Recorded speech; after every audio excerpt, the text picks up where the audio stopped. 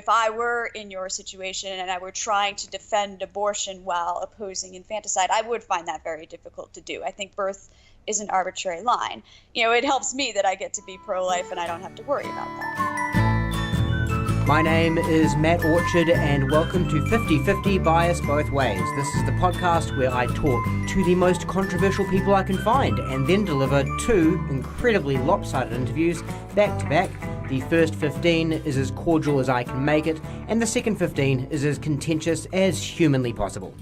And again, a little bit of housekeeping today. So, one of the most consistent pieces of feedback I've been getting is that a half-hour time limit is too much of a constraint for this type of thing, and I tend to agree.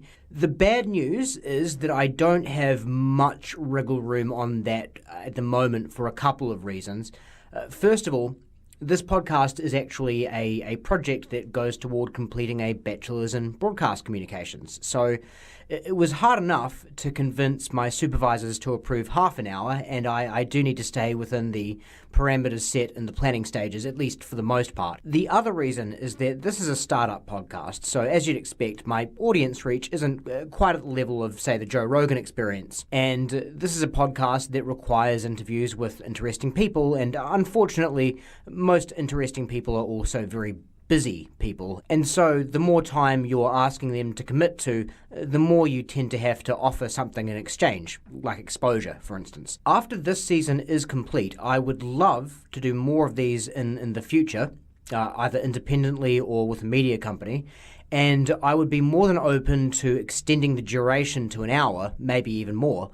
The larger this podcast's audience is by the end of this run, the more likely both of those outcomes will be. So this is a bit of an appeal. If you've found this podcast during the last few weeks and you'd like to hear more longer episodes in the future, tell people about it and share it on social media. You can also help build a community by giving me feedback on the Facebook page, Facebook/5050 Matt Orchard, the subreddit r/5050 podcast, or the website the5050podcast.blogspot.com. That's 50 with numbers, not letters, in all instances. You can rate and review on iTunes to help push it up the charts and keep up to date by following me on Twitter at Real Matt Orchard. The good news is you will be getting a longer episode this week. My guest this week is Kelsey Hazzard, who is the president of Secular Pro-Life. About an hour before recording, she emailed me asking if we could talk about the burning fertility clinic thought experiment that's been taking social media by storm, which I was more than happy with, so we agreed to extend the second section of the podcast to accommodate that. And that is probably enough of a preamble for one day, so let's lighten things up and talk about abortion. Without further ado, Kelsey Hazzard. I am joined by Kelsey Hazzard, president of Secular Pro-Life. Kelsey, thank you so much for joining me today. Thanks for having me. More than welcome. The reason I wanted to get you on the show, Kelsey, is I think a lot of people think that anti-abortion atheist sounds like a really strange position. In fact, I know they do, because when I was telling my friends about this, they said, oh, anti-abortion atheist, that's interesting. But even though I'm pro-choice, I really don't think it should be that interesting, and I totally understand that there are practical considerations of ethics here, so that don't really require religious belief. So just want to start by asking, why do you think the caricature, and maybe even to an extent the reality of pro-lifers as sort of Bible thumpers has become so prevalent? Well, it really gets started with a deliberate strategy from the early abortion movement, at least in the United States. I'm not as familiar with the history in New Zealand, but here in the United States, it's pretty well recorded that the abortion movement of the late 60s, early 70s, because we had our abortion legalization via a Supreme Court decision in 1973. Mm-hmm. So that was the time when the early abortion movement was active, and it was led in part by a gentleman named Bernard Nathanson, who was an abortion doctor and an atheist, and he later, as a result of improved ultrasound technologies in the 80s, became pro-life. He came over to our side, and he shared a number of the insights about the early abortion movement and his involvement in sort of the strategies that were being pursued at that time. one of which was to frame abortion as a religious issue. So it really does come down, back to the very beginning, and not only to portray it as a religious issue, but to portray it in particular as a Catholic issue, and to focus the spotlight as much as humanly possible on Catholic priests, members of the Catholic hierarchy, and make that the face of the anti-abortion movement, which was relatively easy for them to do because there wasn't really such a thing as the anti-abortion movement at the time, because pro-life laws had been in place for many years, and it was just something that was sort of taken for granted. So they had the opportunity to frame the issue that way, and they did. And again, forgive me for being so American-centric, but... It's okay, I'm an Americophile, so it's all right. It's interesting to put it in that kind of historical context because in the United States around that time, the election of our first Catholic president, John F. Kennedy, was a fairly recent event, and it was highly controversial that a Catholic could be in that office because there was a lot of anti-Catholic sentiment. That's a vein that has run through American history, so that was something that they were taking advantage of at the time. So that's a big part of it. I mean, and then of course, it helps that Catholics are in fact pro-life, so that every time Catholics spoke out about the issue, they could just point and say, aha, see? But then of course you have to sort of discount all of the other voices that are speaking out against abortion. So that was their strategy, and it's worked, I think, fairly well, although the demographics are changing in the U.S. You have this interesting confluence where, I'm a millennial. I'm 29 years old, and we're known as the pro-life generation because the polling shows that we tend to be more skeptical of abortion than our parents. At the same time, we are much less religious as a generation. So when you have both of those trends going on in the same generational cohort, they're bound to overlap. So that's how we wound up with pro-life atheists, at least here in the U.S., that it's very much a youth-driven movement. And on that, two-pronged question with this one. So have you always been pro-life, and have you always been an atheist? That's a great question. So I have kind of an unusual history. I was raised in the Methodist Church, which is officially a pro-choice denomination of Christianity. So I never heard a sermon about abortion growing up. It was just never a religious issue in my mind. I didn't have some grand conversion from pro-choice to pro-life. Once I kind of learned what abortion was and started researching it, I came to the pro-life side of things pretty quickly.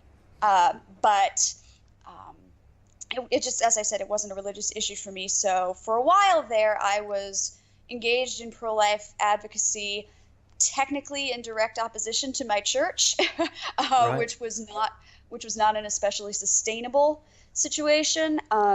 Eventually, for completely unrelated reasons, I stopped going to church for a while, and I suddenly realized that it really had no effect on the morality of my behavior. And that was kind of the beginning of the end for my Christian life. But because my pro-life advocacy had never been based in that, it didn't have an impact on how I felt about abortion. So that's my story in a nutshell, essentially. I was going to say, it's slightly ironic you had a sort of Christian pro-choice upbringing and then went to a non-religious pro-life position. It's right. I mean, I wouldn't say that I had a pro-choice upbringing necessarily. I mean, it was just that abortion was not talked about at all. Yeah. On either side. I certainly wasn't, being raised going to anti-abortion protests or anything like that. But neither was I, volunteering at Planned Parenthood or anything like that. So it was kind of neutral beyond more general installation of values from my parents, to stick up for the little guy, to believe in equality, those kinds of more generic values that I then apply in pro-life work. And one thing I wanted to mention as well, again, despite actually being pro-choice myself, which we'll get into later, I find the rhetoric on both sides, really, of this particular issue to be very highly irritating a lot of the time. I mean, if you had You don't say. So, I mean, if you had to pick, what would you say is the dumbest and or most disingenuous pro-choice talking point? Ooh, that's a good one. Gosh. Um, the most disingenuous or annoying. I mean, I think there's this. Well, certainly the most annoying is things that are simply uneducated, where a very simple Google search will tell you that what you're spouting off about prenatal development is just wrong, and you're not even going to take the time to correct that, or oh well, life doesn't begin at conception, or your fingernails are life. Like that. No, your fingernails are not life. Right. Yeah. They're not human organisms. They might have a stray cell in them, but they are not human beings. So that's sort of the sort of scientifically ignorant kind of thing. It bugs me, but I also like it because it's pretty readily addressed. So I try not to go too hard on those folks. That's just a matter of education. Mm-hmm. The more kind of insidious pro-choice, I mean, you can get into some real extremes if you look at philosophers like Peter Singer, who we'll mention him realize, huh? I said he's going to come up later, but yeah, go on. Yep. Oh, is he? Okay. Well, I mean, so he accepts that many of the more common pro-choice arguments would, when taken to their logical conclusion, allow for infanticide. He accepts that, and then he says, "Okay, we're going to be cool with infanticide." Like, okay. I mean, and that is not the majority of pro-choicers by any means, and. No. I mean, I gotta kind of admire his consistency, I guess, at least. But it's really scary that kind of thing is out there. Yep. And I mean, one thing I've noticed about a lot of pro-choice arguments is that they seem to not be actually designed toward actually changing the minds of any pro-lifers, in the sense that you have to actually already not view a fetus as a human life for a lot of the arguments to work. So, I mean, just as an example, a baby shouldn't be born into a life of foster care. That's no life for a child. Yet virtually nobody thinks that a baby that is born and bound for foster care should be euthanized on those grounds. So that's exactly right. Right. Earlier on in the chat, you were talking about how one of the original pro-choice advocates, sort of came over to your side, and I would say he's probably not the most significant example. The big one, which I think probably a lot of people don't know, is Norma McCorvey. I don't know. Oh, yeah. Yeah. So when people say, we cannot have Roe versus Wade overturned, it doesn't actually in and of itself prove anything, but it's very interesting to go, well, actually, Roe thinks it should be overturned.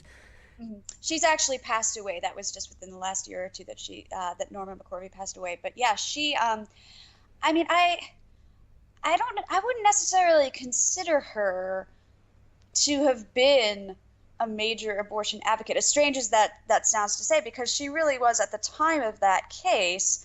She was a young woman, and it was really her lawyers who were who were pushing the cause. They had this idea in mind, and then they went and found her as a plaintiff.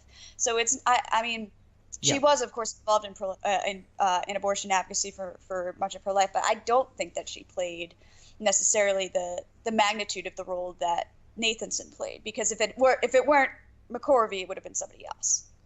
And it's certainly, I mean, it's a symbolic thing as well. It's not. Yes, it is. Yeah. That Norma McCorvey came to our side, and also that Sandra Cano came to our side. So and again, this is me being America-centric, but a lot of people don't know Roe v. Wade was one of two companion cases on abortion that both went to the Supreme Court at the same time, and they're supposed to be read together.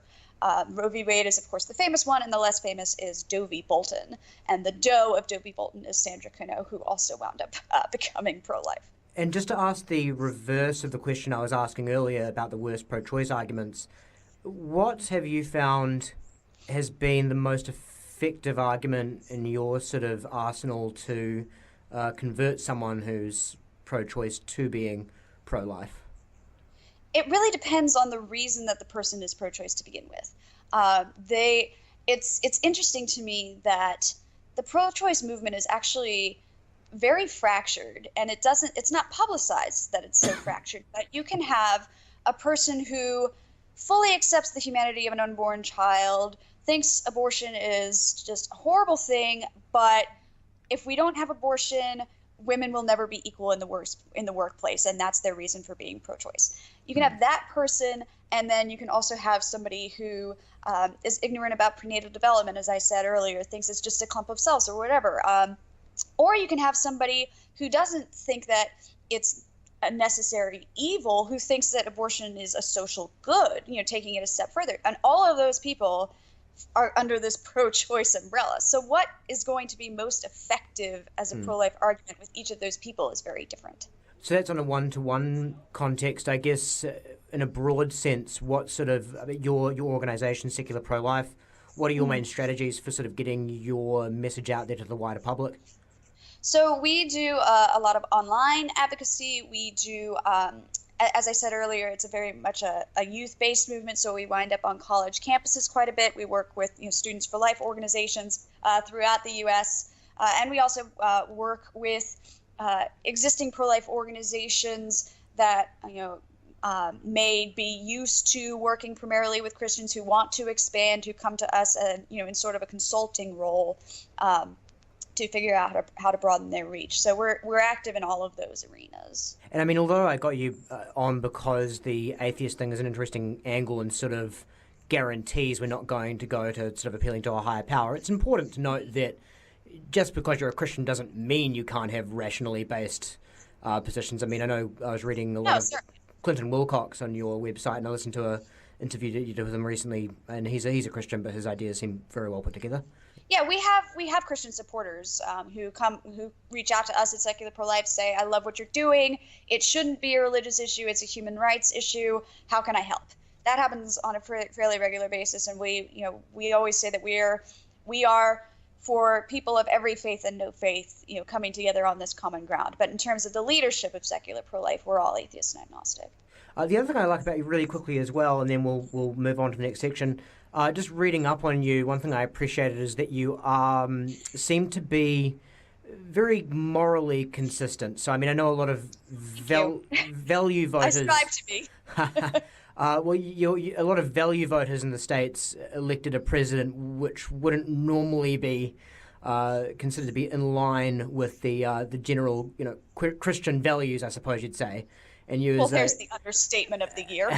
And yeah, you as an atheist seem to put your foot down a little more firmly on, we're going to have a standard in terms of who we're going to get behind here. So I appreciated that. Okay, well, look, that brings us to the end of the... we could have tried to fit one question in 2 seconds. So just moving on to the more interesting part. I want to start... The way I want to go about this is I want to start from sort of the extreme end of the spectrum and sort of work backward. So okay. You mentioned Peter Singer before. So as you know and as you state, he has essentially argued that early term infanticide is morally permissible, i.e. if the parents of a baby decide they're not ready to be parents, they should be able to put it down within a week or two after birth in a humane manner. And he argues that this is morally permissible because personhood comes from a certain sense of self-awareness and individual character that a newborn baby hasn't developed in any meaningful way beyond what a second trimester fetus has.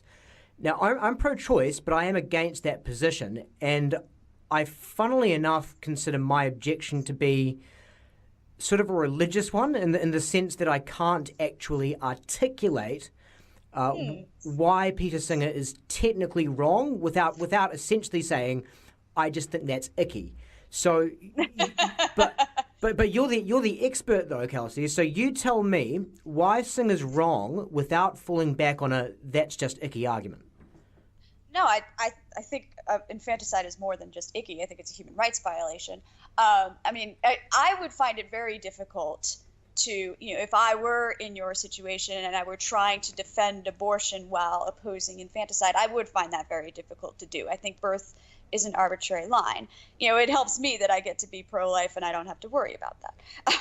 But in terms of, I don't think, I disagree with his premise that self-awareness is the appropriate criterion.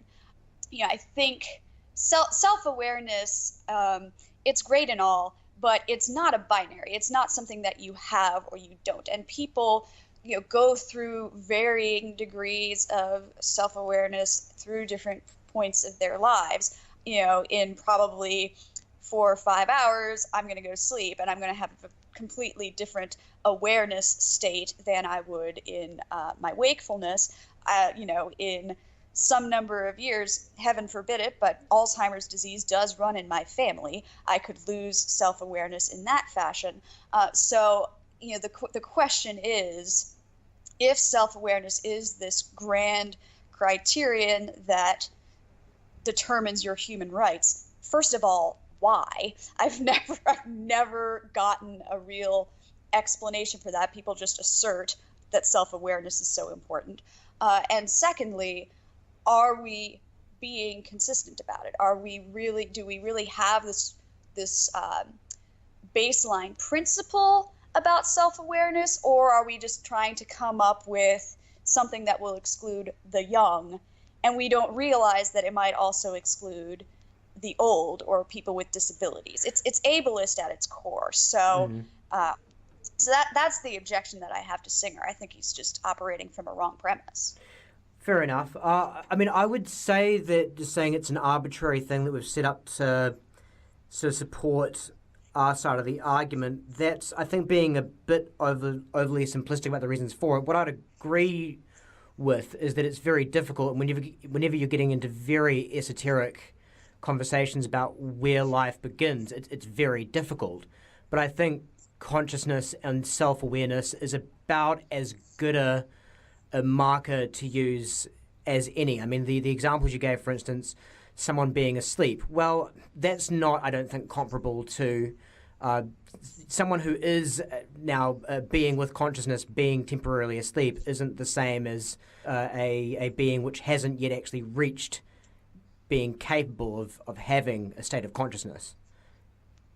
Well, I question why that would be. I mean, what is so important about a person's past? I mean, dead people have a past. What is so important about prior consciousness in terms of whether violence can be inflicted on someone in the present or the future? To put this a different way, this is if any of our listeners want to look it up, there's a wonderful philosophical article out there called A Future Like Ours. And I am giving you the nutshell version of A Future Like Ours. The question is posed, what is it that makes killing in general wrong? I mean, not getting into abortion specifically at this point, but just what makes it in general wrong? Is it because it creates some kind of moral stain in the killer? Maybe that's part of it, but that doesn't seem to be the primary reason.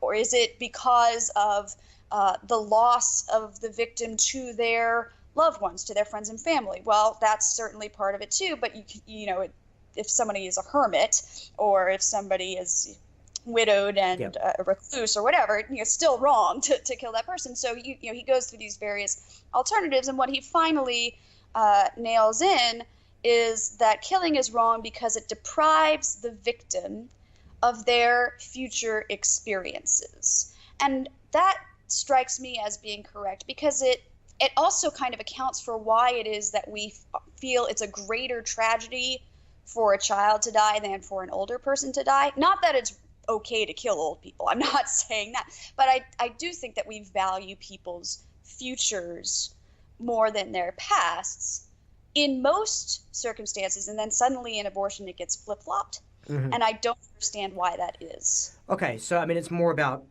potential, I guess, is where you think potential is sort of the main measurement of whether or not it's moral would be. Well, it's a measure of what is the victim being deprived of. Yeah. Right. Okay. If someone is on their deathbed, they don't really have much potential or future to speak of, which I think is why euthanasia and abortion need to be evaluated separately. Okay. Well, I think this segues nicely into the next part. So I was just going to go to the sort of second trimester, this sort of area around, say, 12 to 23 weeks roughly, because I think that's where most people would say there's a grey area.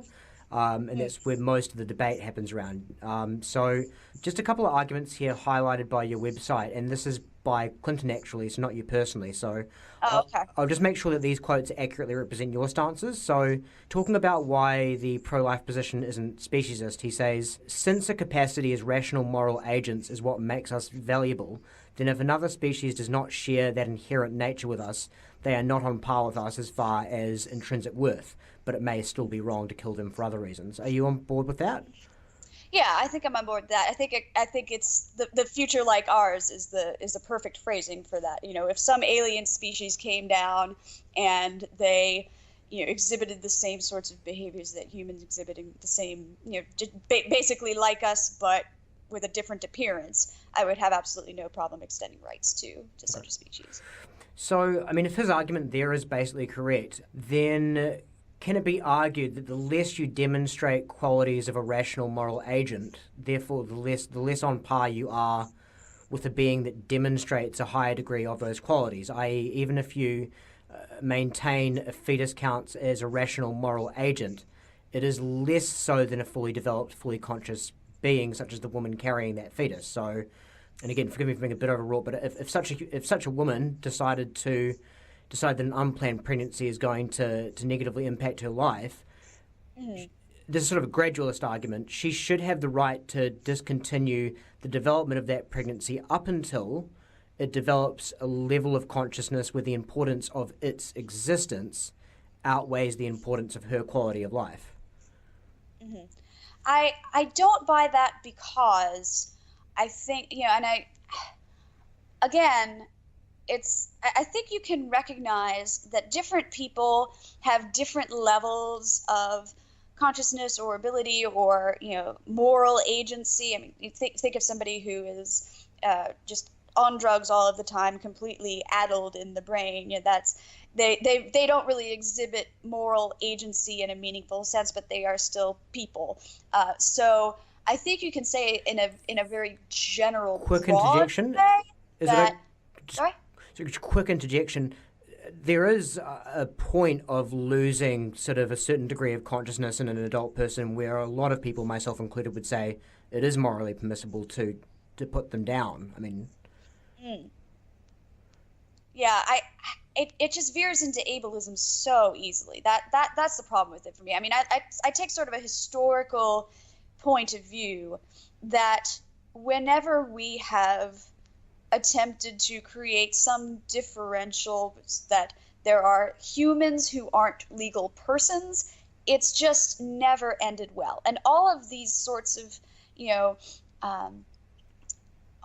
the consciousness or the self-awareness, they're not so discreetly measurable. It seems to me like just a more scientific veneer on the concept of a soul, and I'm assuming, again, me being America-centric, I'm assuming New Zealand has something like the separation of church and state. Yeah. So I just don't, if having a soul would not be an appropriate governmental requirement for rights or for citizenship or what have you, then I don't think that a similarly nebulous concept like self-awareness would work either. Okay. Given the arguments you're making and what we were talking about earlier with potential, I'm pretty darn sure I don't really need to clarify this, but I'll do this anyway, just to be absolutely sure. So just going now to the first trimester parts. Now we're going to the other end of the extreme. I don't really see much of a difference between the first and second trimesters. Okay, and like on your website, it says that you guys wouldn't support contraception that is essentially an abortifacient, so you can't support anything that would prevent the implantation that early. It's still essentially taking a human life. Right. So there's contraception, which is preventing the creation of a new zygote, a new human organism, versus anything that happens after that. Okay. So we are strong supporters of true contraception. I mean, we don't have sort of the sex hang up. You have all the protected sex you want. Yeah, but that's fine. That's fine. I totally get that. But yeah. So, but anything that would stop implantation. So, in other words, super early. So, I mean, no abortion at any point in the first trimester. Super early. Yeah, we don't support early abortions. I mean, I think that there's a mix of evidence on certain contraceptive methods. I think the best evidence currently suggests that none of them are really abortifacient, that they all do work by suppressing ovulation. So I'm not on some crusade to ban particular contraceptive methods. There's some evidence that some of them might, in very particular circumstances, work as an abortifacient. That's just sort of that's the sort of thing that I think you can that should be disclosed to women, but I don't think that it's the same morally as you're pregnant and you are having to make a decision one way or the other. I got you. I guess my argument is that if you're against abortion, or if you think that even preventing implantation is essentially ending a life, I think you could basically use the same logic to make the sort of every sperm is sacred argument. So, I mean, maybe for masturbate. Let me, because I know what the objection is to this. I think so. Let me just lay this out and just tell me why I'm wrong here. So, I mean, I don't know if you could apply it to masturbation, but certainly for contraception. So, I mean, if a newly fertilized egg has personhood, it's not through current characteristics, right? I mean, it kind of goes back to the potential thing we were talking about earlier. It doesn't possess any consciousness or significant physical characteristics at that very early point. So, I mean, its personhood comes from potential, like again, going to that. So, a sperm or an egg by themselves, sure, they don't have the same potential, but a sperm does have the potential to develop personhood if it meets the egg. So, if you deliberately intervene with a condom, for instance, to stop the two from meeting, you're ending the potential personhood the same way, essentially, that you would be if you terminate a really, really, really early pregnancy. And I disagree. And I think the way that you worded that was kind of interesting, where you suggested that a sperm had the potential for personhood if it meets an egg. Mm-hmm. This may be a function of our different genders, but I find it bizarre that people think sperm create babies. That's just not how it works. You need it, but you need a sperm. You need two co-equal parts. And I acknowledge that you need both of them to do it. I'm just saying that if you stop that from happening, if you stop them from meeting, then you're ending the potential. But a particular sperm is not a potential person. It's not until, because a sperm, like as you said, a sperm on its own can't do anything, and an egg on its own can't do anything. It's only when the two of them meet. And the thing too is, if you're going to have human rights as a general concept, you need to be able to identify the victims of human rights violations, right? So if in a particular act of sexual intercourse, there's millions of sperm or hundreds of thousands of sperm per act, you can't possibly say which one would have made it. I mean, that's just completely practical. Right. Okay, I take that on board. I mean, I get there are millions or thousands in any. Yeah, I'm trying to be too graphic, but it's yeah. Again, I think my point is that if you didn't do anything, then more so the sperm and the egg are going to meet, and then. But I don't want to go around in circles, so I'll just say agree to disagree for now. But I see what you're saying. Okay. Now I know you want to talk about this sort of thought experiment that's been going out there. I had one more thing, a really heavy one, I think. Do you have time for me to bring this up? Then we can go into the thought experiment, or you push for time? I think I've got time. Okay, all right. So this is my last planned one, and all right. So this is bold, but because I've never met you, obviously, but I think I can argue that deep down you don't really believe that life begins at conception. You don't really believe that essentially every abortion is the killing of a baby. Well, I believe that my own life began at conception, and I believe that your life began at conception, so it would be odd to have a different standard for others. And you might consciously think you do think that every abortion is killing a baby, but I'm going to argue subconsciously you don't. So here's my reasoning for this. The reason I believe that is beliefs manifest into actions, generally. So if you look at the life of, say, Kelsey Hazzard, she practices law unrelated to abortion full-time, puts her spare time towards speeches, peaceful protest, activism, the occasional podcast. She courteous, good-humoured. These are just not the actions and characteristics of a person who genuinely believes that thousands of babies are being murdered every single day. I mean, in fact, if you do hold that belief, then those features you could argue aren't even admirable. I mean, the only rational and moral response, if that were indeed the reality of what's going on, would be taking whatever steps would ensure an immediate end to the murder. Bombing of abortion clinics, assassinations of abortionists, they would be totally justified. In fact, anything less would leave you with no significant moral high ground. That's interesting, although, I mean, I think the problem with that is that abortion, while I do believe it is a human rights violation and a travesty, is one travesty among many. I mean, I'm sure that you have great concern for people a world away who are starving, or people in Syria who are being, slaughtered by suicide bombers and ISIS and all. No, I mean, yeah, we have concern. We obviously have concern for people, but there is only so much that any one individual can do without going crazy. And I think it really is just a self-preservation thing that nobody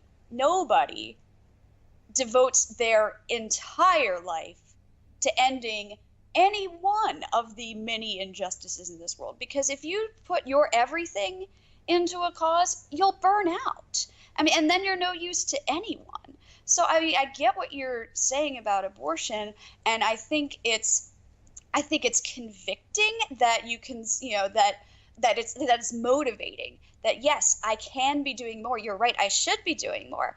And then I can throw that back at you about one of any other number of causes. What are you doing to stop malaria? What are you doing to give people clean water? People are, little children are dying because they don't have access to clean water. All of these things we live in a shitty world. I hope you don't mind a little bit of foul language on your podcast. As much as you want. That's fine. But it's true. And that, that doesn't mean that I don't think children in sub-Saharan Africa are people. Like that doesn't reflect anything about general moral character or belief in equality across ethnicities and borders. It's just a matter of there not being enough hours in the day, and there not being enough emotional momentum for anybody to fully commit themselves to making the world better. You do what you can, and what else? And that's just I don't know what else to say. It's mainly a good answer. I think it partially dodges what I put to you, though. You say there's not enough hours in the day.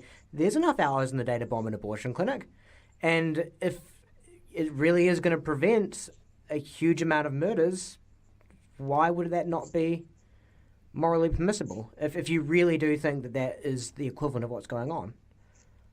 Mm-hmm. Well, because I'm pro-life, because I'm anti-violence. It doesn't particularly help a cause to kill one person because they're. I don't know how you feel about the death penalty, but there's a lovely saying by anti-death penalty activists in the United States, which is, why do we kill people who kill people to show that killing people is wrong? And I feel exactly the same. It just sends you into a spiral. Okay, well, let's go on to another thought experiment then. So this is the one you wanted to talk about today. Yes.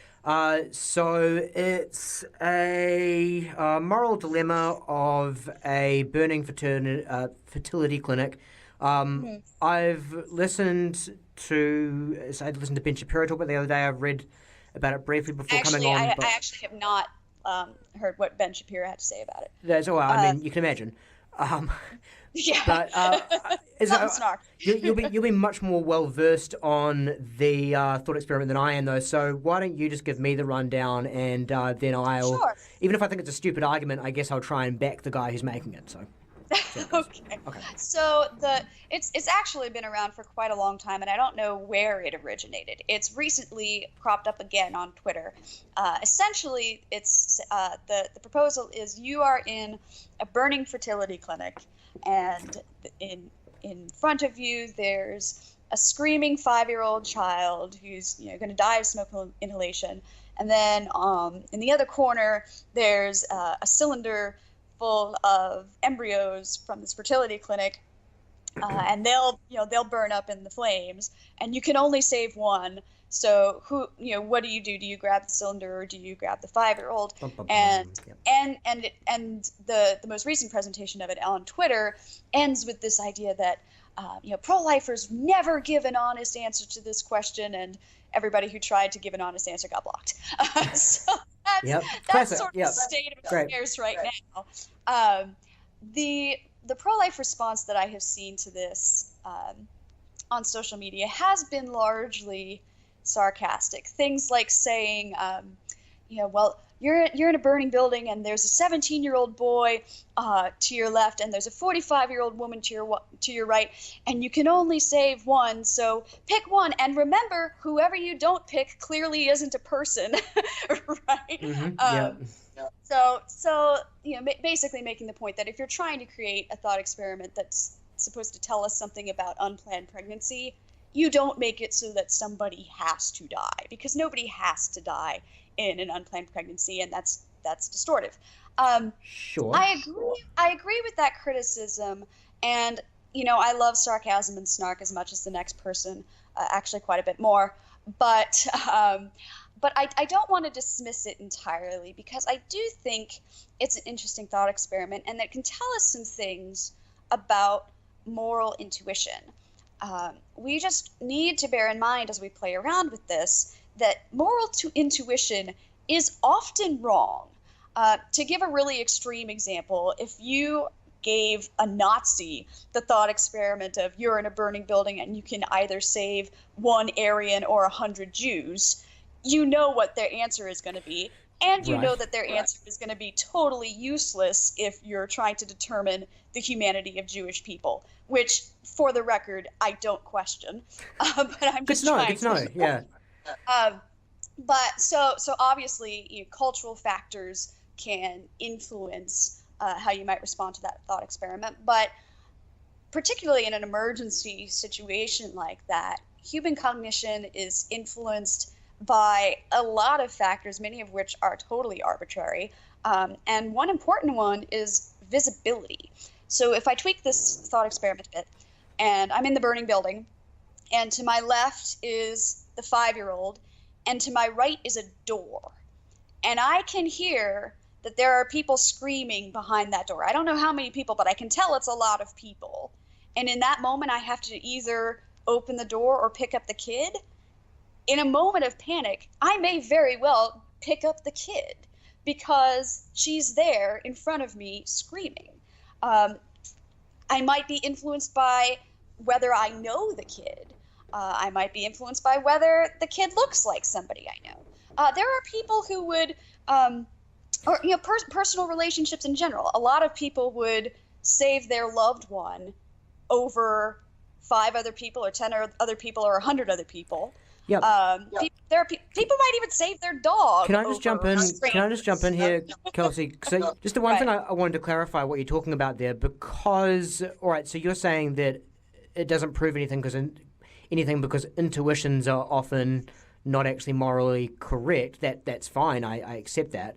By you making that argument, though, can I take from that you're saying that even though you might choose to save the growing human beings as opposed to the embryos, you might actually be making the wrong decision there?